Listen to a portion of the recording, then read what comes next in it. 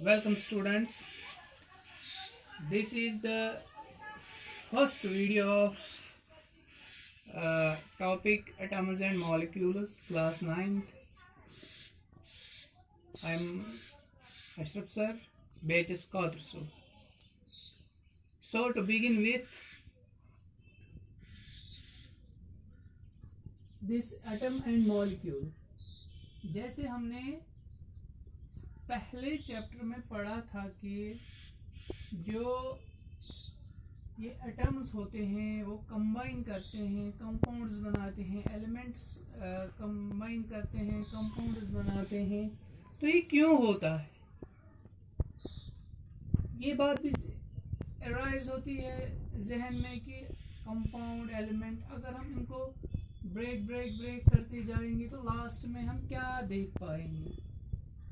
So these were the questions about which everyone was anxious, curious to know their answers.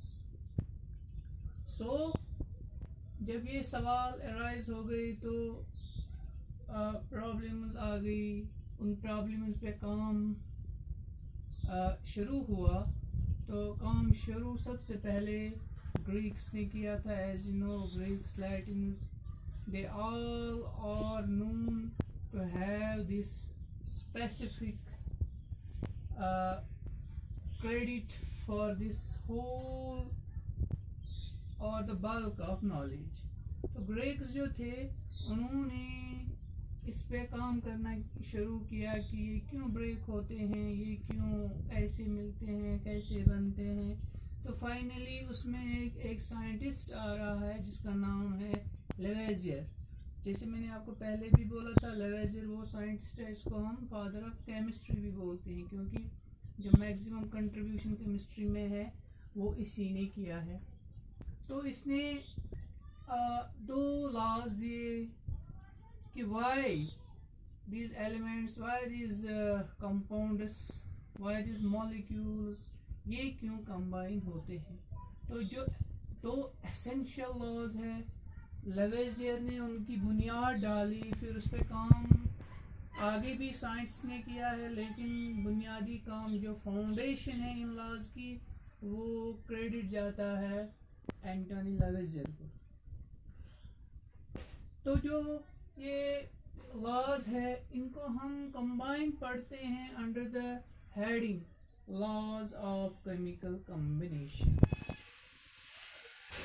First law जो है law of conservation of mass, ये जो law है ये सब जानते हैं। और ये जैसे ये लॉ है ये इसकी लिटरल मीनिंग, इसका प्रूफ, इसका एक्सप्लेनेशन देता है।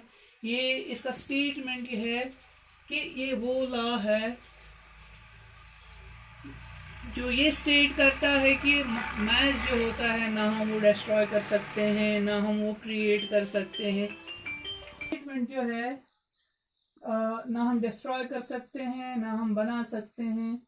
लेकिन अगर हम ये स्टेटमेंट केमिकल रिएक्शंस पे अप्लाई करेंगे उसमें क्या ये स्टेट होता है कि केमिकल रिएक्शंस में जो मास जो लेते हैं, केमिकल रिएक्शन में जो मास लेते हैं हम रिएक्टेंट्स का, वो इक्वल होता है प्रोडक्ट्स का। तो ये स्टेटमेंट जो है ये हम केमिकल रिएक्शंस में ऐसे डिफाइन करते हैं कि रिएक्टेंट्स का मास प्रोडक्ट्स का के मास के बराबर होता है। जैसे अगर हम कार्बन लेंगे, कार्बन का जो ग्राम एटॉमिक मास है वो 12 है। सिमिलरली इसका आएगा 32, तो रिएक्टेंट का प्रोडक्ट के बराबर आ जाता है। तो जो ये मास इस साइड में था वो बिल्कुल उस साइड में भी है। यही law of conservation of mass state करता है रिएक्टेंट्स का product.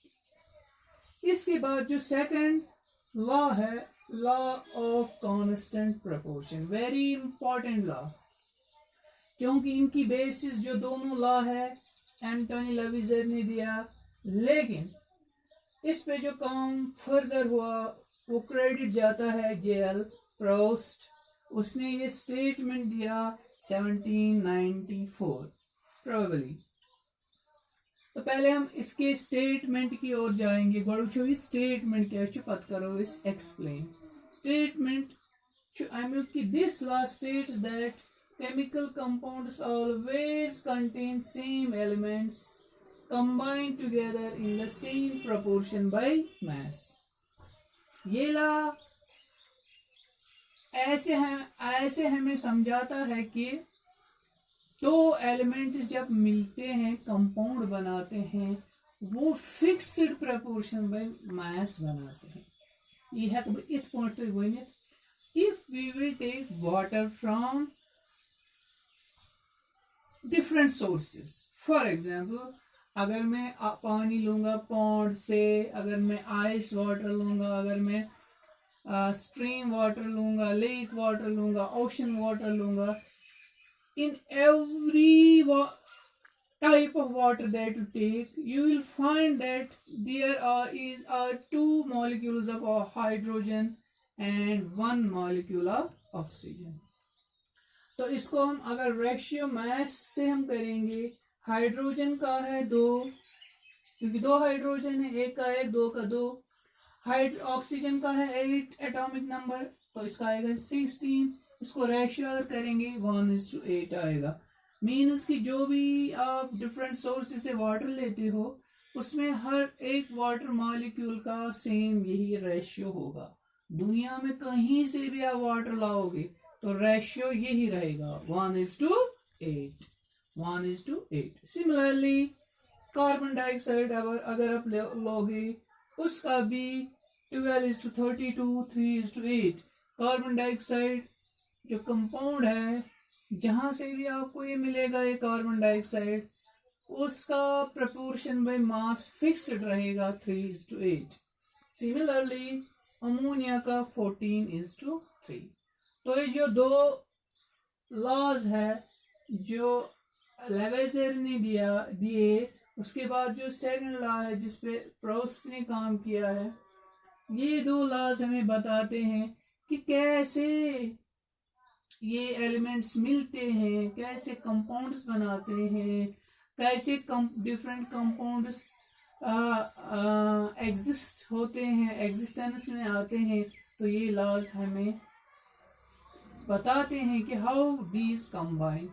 That's why we take this whole in a titled manner as law of chemical combination। So this was all about today's topic, laws of chemical combination। We will be back with a fresh video tomorrow. Till then, stay tuned. Goodbye.